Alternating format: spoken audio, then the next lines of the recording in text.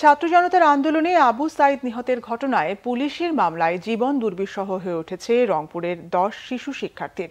দেশ ছেড়ে পালানোর আগে মামলা প্রত্যাহারের মিথ্যা আশ্বাস দিয়েছিলেন শেখ হাসিনা। এখন নিয়মিত আদালতে হাজিরা দিতে হচ্ছে তাদের। স্বাভাবিক জীবনে ফিরতে পারছে না তারা, ভাঙছে কোমল মন, শঙ্কায় স্বজনরা।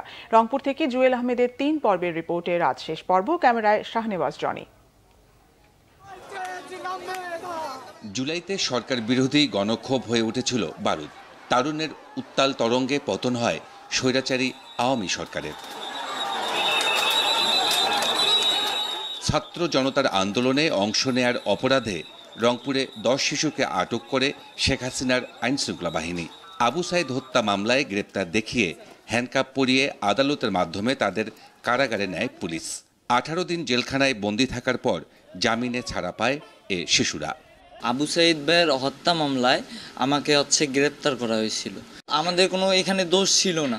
তো বিচারপতি বলছিলেন যে রাজাকারের বাচ্চারা তোরা জেলে পড়স, তোদের এই দেশে কোনো ঠাঁই নেই। জেলে ছিলাম, এই জীবনটা আমাদের জন্য একটা ট্রমাময় একটা জীবন ছিল। তো এখনও সেই ট্রমাটা আমরা নিয়ে বেরোচ্ছি। স্বাভাবিক জীবনে এখন আমরা ফিরতে পারছি না। এখনও কোর্টের বায়ান দেখলে আমাদের বুক কেঁপে ওঠে। এখন আমরা বাসায় ভালোভাবে ঘুমাইতে পারতেছি না।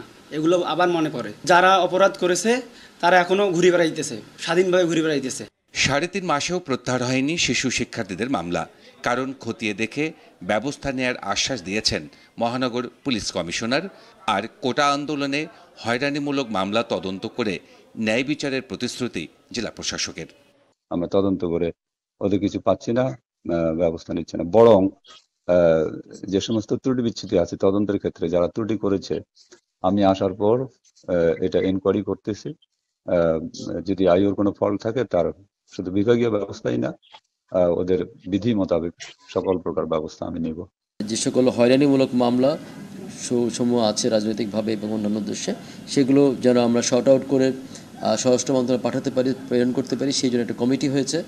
আসামি আলফি শাহরিয়ার মাহিম, মাউবিন হাসান মুহিন, রাকিব হোসাইন, আবদুল্লাহ ইবনে জুবায়ের, আমির হামজা, তৌফিক ওমর ধ্রুব, পাভেল মিয়া আল মারজান, নিয়াজ আহমেদ রকি ও সৌরভ মিয়া স্কুল ও কলেজের শিক্ষার্থী।